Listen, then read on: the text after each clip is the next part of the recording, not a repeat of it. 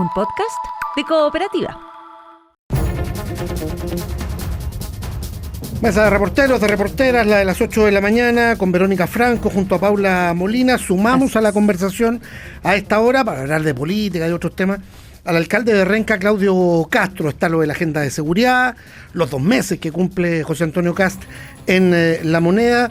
También la protesta ayer con un ataúd, incluso de algunos alcaldes, en la Casa de Gobierno por los recortes en salud.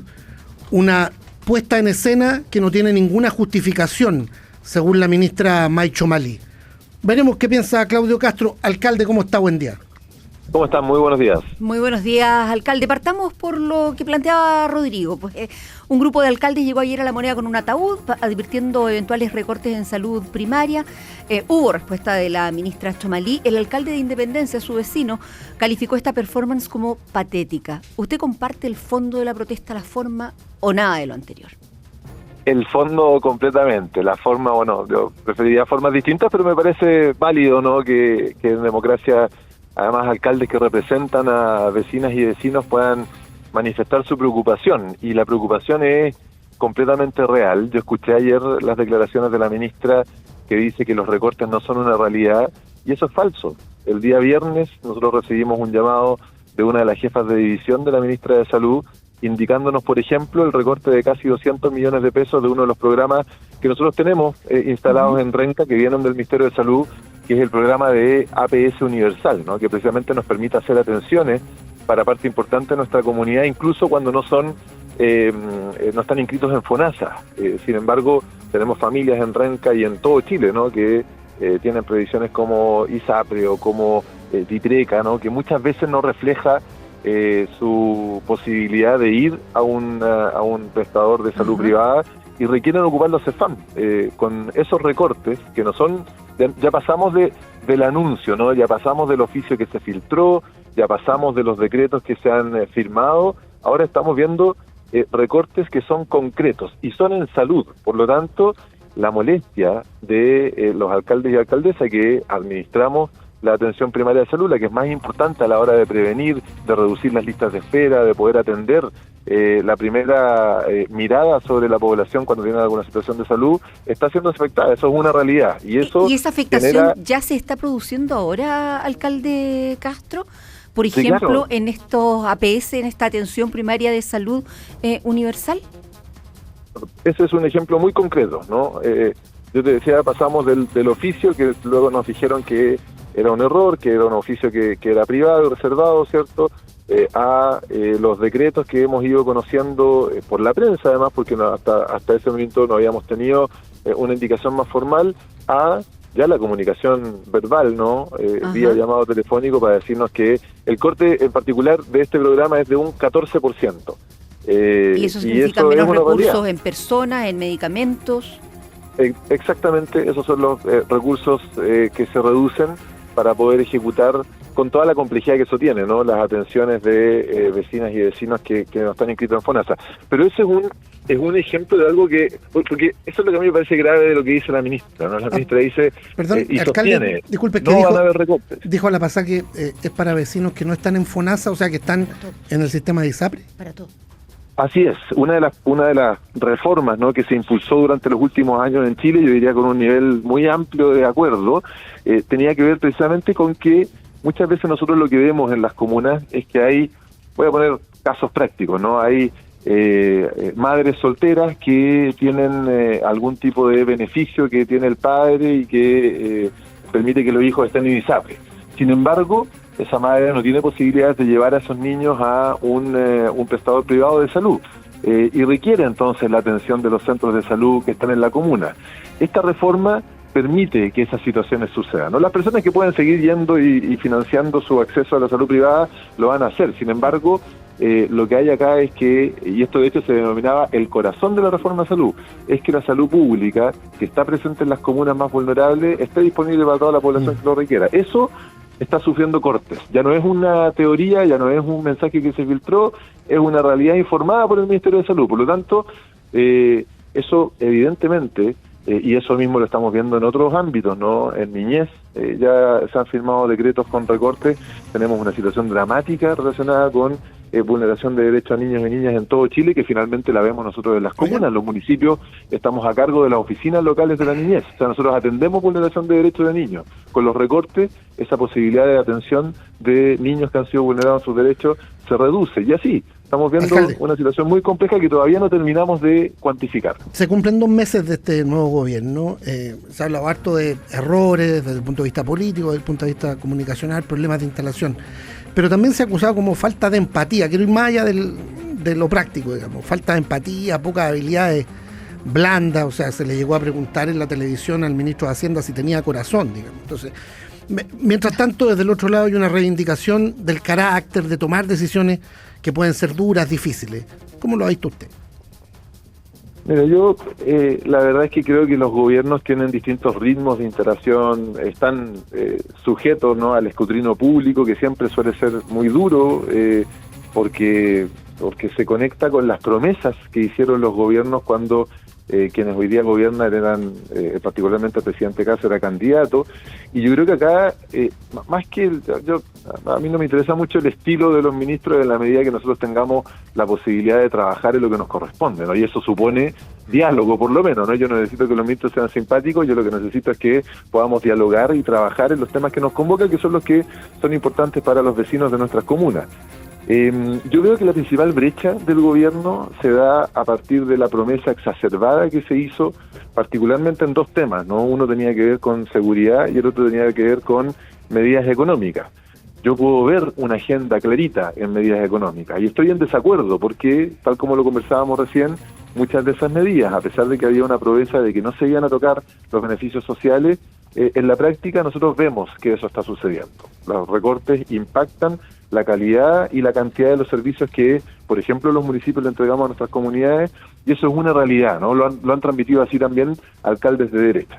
En el caso de la promesa de seguridad, una promesa incluso diría yo mucho más sensible para la población, definitivamente yo no veo ni siquiera un plan. Y los resultados no son lo que se esperaba, ¿no? Acá había una promesa de que no como dijo la ministra, dennos un año para evaluarnos. No, esa no era la promesa. La promesa esa era el 11 de marzo del 2026 la situación en Chile va a cambiar. Y si yo tomo los números que publica el Ministerio de Seguridad, que está haciendo estas publicaciones semanales, lo que vemos es que los homicidios están aumentando respecto al año pasado, están aumentando respecto a la semana pasada, porque ahora se publican además semana a semana, y no poco, ¿no? Pasamos de 9 homicidios a 21 homicidios, y lo más preocupante es que yo no veo una estrategia y mucho menos una articulación a nivel local, ¿no? No hemos tenido la posibilidad de conversar con las autoridades de seguridad respecto de cómo nos articulamos a nivel local con las policías. En el caso de los municipios se retiró el reglamento de la Ley de Seguridad Municipal, que para nosotros es muy importante y fue fruto de un acuerdo de nuevo que costó mucho, pero que fue transversal. Entonces, y si a eso le sumamos las dificultades de la instalación, ¿no? Subsecretarios que renuncian, los seremis que no asumen o que renuncian, y también las mismas tensiones que el mismo oficialismo está viviendo, yo creo que efectivamente mi evaluación, por eso te digo, no pasa por la simpatía de los ministros, por la empatía de los ministros, pasa por un gobierno que yo creo que tiene que rectificar, y a mí me interesa colaborar en que esa rectificación suceda, porque si al gobierno le va bien, a nuestros vecinos le va bien. Alcalde, muy buenos días, le saluda Paula Molina. Buen día, Quiero Paula. preguntarle, buen día, usted habla de afectaciones a presupuestos de salud y programas de salud en los municipios, habla de afectaciones en seguridad, está un poco en suspenso el traspaso de los establecimientos educacionales efectivamente a los SLEP, y hay distintas miradas entre los alcaldes. La ciudadanía quiere respuestas, y quiere respuestas sobre todo de sus municipios, que son su primera línea de servicio, de contacto, de ayuda. Entonces, ¿qué papel cree usted que tienen que tener los alcaldes de oposición? Si no hay ir con el ataúd donde llevaban ahí la salud pública, ¿con qué o qué papel o qué rol pueden cumplir ustedes como alcaldes? Mira, lo primero es que yo creo que el mundo local, ¿no? Los alcaldes y alcaldesas de forma muy transversal tenemos un rol que cumplir. El mundo local tiene características que son propias de la función que cumplimos y no tanto del sector político al que representamos. Y por eso es que a mí me parece que es interesante escuchar a alcaldes de derecha que han planteado también, ¿no?, su incomodidad, porque es natural que les cueste más plantear una voz crítica frente al gobierno que está más cerca de su sector político. En particular yo veo a los alcaldes de Chile Vamos muy complicados, porque en el mundo local no hay alcaldes de republicanos, ¿no? La mayoría de los alcaldes y alcaldesas que se reunieron el otro día con el presidente son alcaldes de Chile Vamos. Y yo los veo un poquito atrapados en esa incomodidad de no poder plantear con libertad los temas que les preocupan. Sin embargo, algunos ya lo han empezado a hacer, ¿no? Y plantean con claridad, tal como lo hace la candidata presidencial a la que apoyaron los alcaldes de derecha, que las contribuciones, cuando se ponen en duda, lo que se está promoviendo es una política regresiva, ¿no? Es dejar de cobrar a las personas que más tienen, y eso impacta naturalmente en los municipios. Es que los recortes de 6.000 millones de dólares, tal como lo dijo la candidata Matei, que era la candidata de los alcaldes de derecha en campaña, y lo decían también los alcaldes de derecha, ¿no? Los recortes de 6.000 millones de dólares, no había ninguna opción de que no tocaran los beneficios sociales. Entonces, lo que yo espero es que podamos establecer un canal de articulación con el gobierno central. Eso en la orgánica del gobierno sucede a través, por cierto, de las reuniones bilaterales, que fue una muy buena reunión con el subsecretario Subtere, donde nos informó recortes, ¿no? Pero al mismo tiempo manifiesta un claro canal de poder dialogar y conversar en algunos temas en los que sí podemos estar de acuerdo. El jueves nos vamos a reunir con el delegado presidencial. Sin embargo, han pasado 2 meses, ¿no? Y recién vamos a tener esta primera reunión, donde yo espero que también podamos dialogar respecto de cómo establecemos algunas políticas, especialmente articulaciones que tienen que ver con seguridad. Yo lo que espero es que el gobierno tenga los oídos atentos al mundo local, pero al mismo tiempo también, como decía antes, que rectifique. A mí me parece que a esta altura del partido hay cosas que se deben rectificar, seguir insistiendo, por ejemplo, en medidas que no solamente impactan los presupuestos municipales, impactan la autonomía de los municipios, ¿no? Nosotros somos un país muy centralizado, y eso hace que la autonomía que tienen los gobiernos locales, los municipios, se vea cuestionada siempre producto de los recursos que eventualmente el nivel central puede cortar. Estamos en ese proceso, ya, o sea, y yo creo que eso tiene que ser rectificado. Ok, o sea, hay un tema de autonomía. Usted dice, ve a los alcaldes de Chile Vamos complicados. Usted espera que se articulen los alcaldes, alcaldesas, independientes del color político, si lo entiendo bien, y recién van a juntarse con el delegado presidencial. Me imagino que ya es un tiempo prudente para... ya, usted como alcalde. Bueno, respecto a los SLEP, porque hay aquí la posibilidad de que esto se vaya postergando en la medida en que lo permita la ley, que tampoco tiene un plazo eterno, digamos, para este proceso, o eventualmente la posibilidad de que se presentara una nueva ley al Congreso y se echara atrás o se desarticulara o cambiara estos traspasos de los colegios desde los municipios a los SLEP, básicamente. ¿Cómo ve usted esa conversación? ¿Usted ha defendido harto los SLEP? Sí. Además nosotros hicimos el traspaso, ¿no? Después de, claro, y esto es importante decirlo, después de 2 suspensiones del traspaso que le correspondía a Renca y a otro grupo de comunas, precisamente porque la ley que fue aprobada hace 10 años atrás con un respaldo transversal, ¿no? La izquierda y la derecha se pusieron de acuerdo después de una discusión álgida en el Congreso para una política que, cuando fue aprobada, suponía su revisión permanente para poder tener una mejora permanente. Una de las últimas políticas, leyes que se aprobaron durante el periodo del Congreso anterior, ¿no? En el mes de enero, fue precisamente una nueva ley que lo que permitía era, una vez que el Consejo de Expertos identificó nuevas mejoras que se podían hacer en la gestión de los servicios locales de educación, permitió esas mejoras, cuestiones ya muy prácticas, ¿no? Que los servicios locales de educación tengan menos trabas para poder hacer los gastos y las contrataciones que corresponden a los servicios educativos,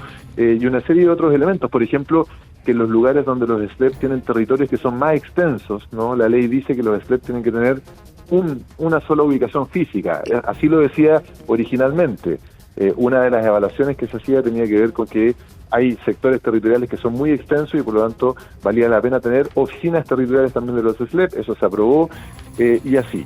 A mí me parece que cuando se trata de políticas educativas que toman años en implementarse, que deben ser evaluadas y revisadas constantemente, poner un nivel de incertidumbre en el sistema con lo que se ha denominado una pausa es derechamente contrario a toda la evidencia que existe respecto de cómo los servicios locales de educación, en este caso, y las políticas de educación en general, tienen que avanzar.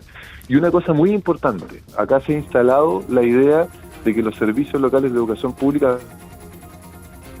ocupar 1 o 2 casos donde efectivamente hay problemas profundos en su implementación.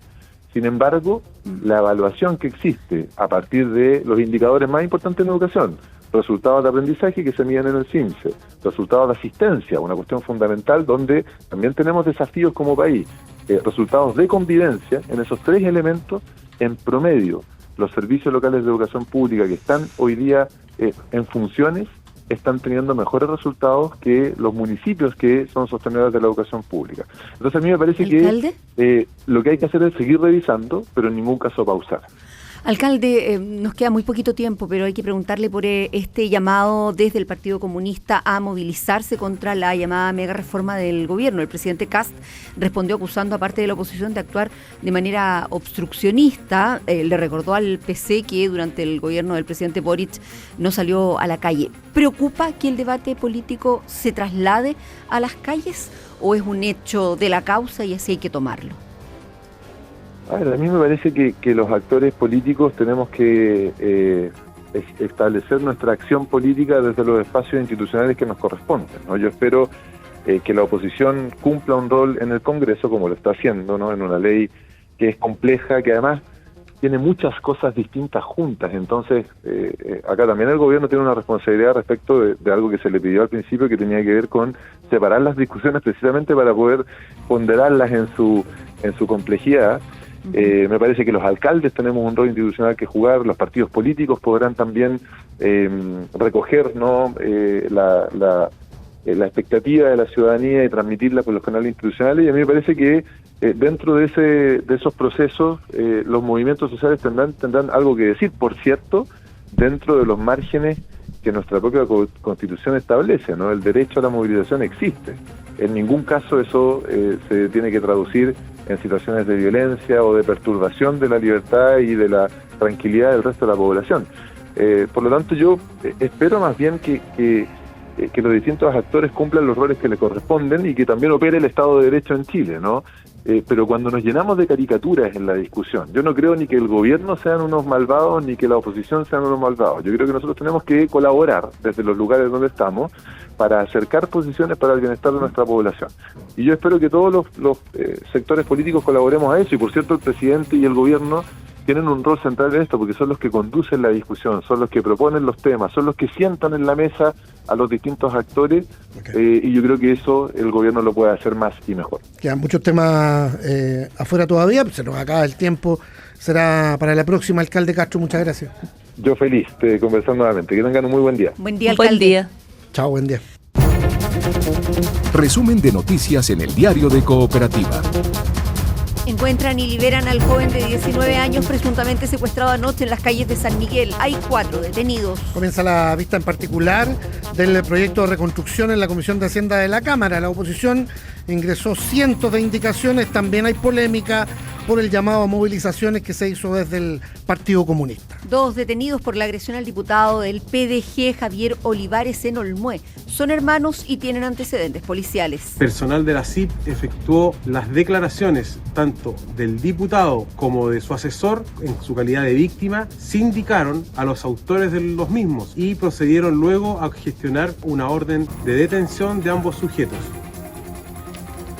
La ministra Lincolao atribuye a diferencias de estilo de trabajo la salida del ahora ex subsecretario de Ciencia Rafael Arauz del gobierno. También se va su jefa de gabinete y su asesora jurídica. De recortes presupuestarios en salud, la pausa anunciada por el Ministerio de Educación al traspaso de colegios a los SLEP. Y más, conversamos con el alcalde de Renca, Claudio Castro. Yo escuché ayer las declaraciones de la ministra que dice que los recortes no son una realidad, y eso es falso. Nosotros recibimos un llamado de una de las jefas de división de la ministra de Salud, indicándonos, por ejemplo, el recorte de casi 200 millones de pesos de uno de los programas que nosotros tenemos, APS Universal. Pasamos del oficio, que luego nos dijeron que era un error, a los decretos que hemos ido conociendo por la prensa, además, a ya la comunicación verbal. Respecto a los SLEP, la posibilidad de que esto se vaya postergando. Poner un nivel de incertidumbre en el sistema con lo que se ha denominado una pausa es derechamente contrario a toda la evidencia que existe respecto a cómo los servicios locales de educación, en este caso, y las políticas de educación en general, tienen que avanzar. Y en el fútbol, Asadi renovó en la U, donde además se conoce una nueva querella contra su máximo controlador, el señor Clark. Pellegrini y Cepeda frente a frente en España esta tarde. Neymar entró en la prenómina de Brasil para el Mundial de 29 días más. Y contando. Aquí termina el podcast de El Diario de Cooperativa. Lo escuchas en vivo de lunes a viernes desde las 6 de la mañana y todos los días en cooperativapodcast.cl.